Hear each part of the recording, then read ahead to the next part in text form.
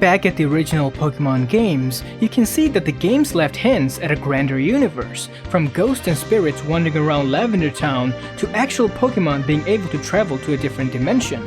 And this concept of different dimensions in Pokemon becomes the central plot point later on in the Pokemon series. It wasn't until Generation 2 where we first witnessed a different dimension, and it was in the form of the movie Spell of Unown. In the movie, the character Molly inherited a puzzle box from her dad, and within it were the unknown letters, which she was able to lay out and open the portal to the unknown dimension. Throughout the entire movie, we only got to see a small glimpse of this dimension, as the movie didn't really focus on the dimension, but rather the creatures that coexist within it, the unknown.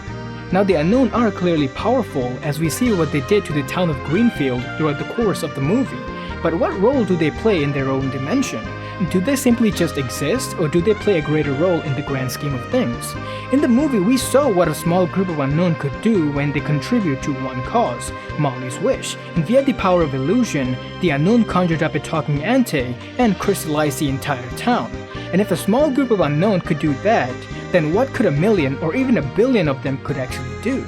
Now in the movie, the unknown are fulfilling a wish that was designed by a very young Molly. But later in the anime, we get to see what a single unknown is capable of when there aren't any restrictions. In the anime episode titled Address Unknown, Ash and friends find an unknown who later uses its power to create a dimension based on Larvitar's mind. In the dimension, we see what Larvitar experienced and how it interpreted the world when it was still in the egg. The way the dimension was able to recreate and interpret Larvitar's recent memories was actually really fascinating. A memory is not always one-to-one with the real experience. We simplify things when we store our memories. We break it down to things such as sound, smell, or even a vague image. While traveling inside the unique unknown dimension, Ash and friends first hear the Electabuzz theme song, a catchy tune even an unborn Larvitar could remember. Next, they see floating Elekid heads, so Larvitar couldn't remember the actual Elekid, but didn't forget the Elekid's infamous head.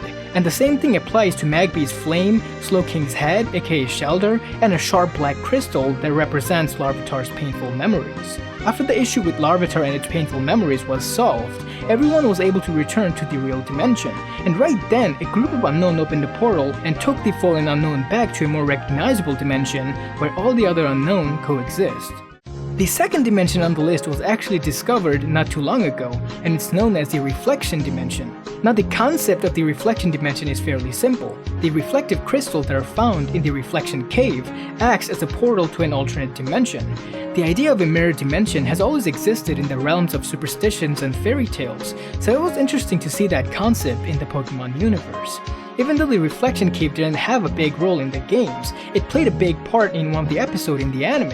In the episode titled Cave of Mirrors, Ash and friends find multiple reflective crystals, and from one of the crystals, a reflection Ash grabs Pikachu and takes it to one of the reflection dimension, thus forcing the real Ash to go in there as well.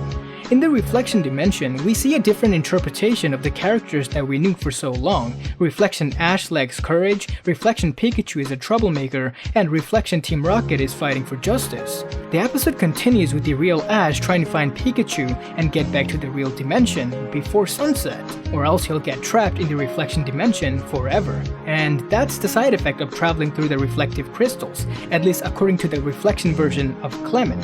The idea in theory kinda makes sense. Without the sunlight traveling through the cracks of the cave, the crystals won't have a light source to reflect from.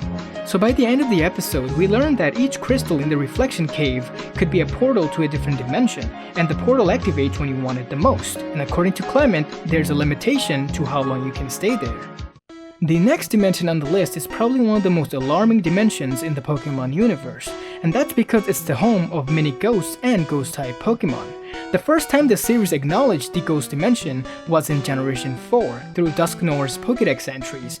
According to the Pokédex, the antenna on Dusknoir's head captures radio waves from the spirits within the ghost world, and the radio waves command it to take people into the ghost dimension. The idea isn't that far-fetched. The concept of radio wave transmission exists in our world in the form of paranormal phenomena. where sounds are found on electronic recordings that are interpreted as ghost communications. Dusknoir and the Ghost Dimension even had a dedicated episode in the anime, titled Ghoul Days, where a ghost girl was trying to capture humans and bring them to the Ghost Dimension via a portal in the Summit Ruins. Luckily, Dusknoir took up the role of an arbiter and followed the evil spirit when she escaped from the ghost world.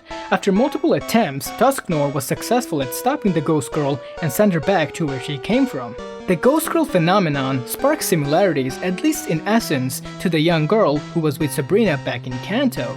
However, the young girl situation, at least at that point of the anime, was explained as a manifestation of Sabrina's emotion. Oddly enough, it was Hunter who was able to solve that whole situation. So Pokemon and ghosts are traveling through the different dimensions and are trying to bring humans to the ghost world. But why are they doing this? In the Generation 5 series of the anime, we get at least one explanation, and it was in an episode about Litwick. In the episode titled Scared of the Litwick Mansion, a small group of Litwick traps Ash and friends and even Team Rocket in a mansion. This gang of Litwick was slowly draining Team Rocket's life energy so that they could fill their own need, and in this case it was to fuel their purple flame. The reason Team Rocket was affected the most was because they were in that mansion the longest. They were probably there for days or even weeks, suffering slowly as the Litwick were draining their life. Later on in the episode, the group of Litwick and a Lampent opens a door to the ghost world, and were trying to send Ash and friends and Team Rocket into the ghost dimension, where they could finish what they started. Eventually, the heroes were able to stop the evil yokai and send them back to their own dimension.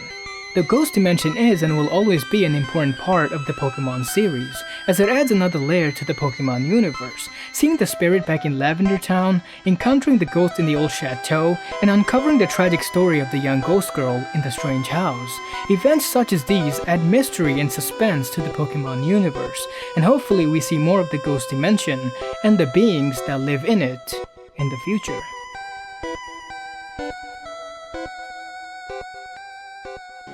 Alright, that is all for this video. I'll be back with another video soon, so stay tuned!